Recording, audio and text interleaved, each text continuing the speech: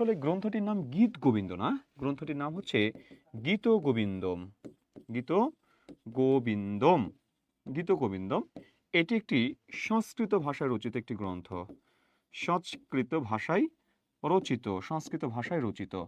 আচ্ছা, সংস্কৃত ভাষায় রচিত এই গ্রন্থ, এই গ্রন্থটি রচনা করেন জয়দেব।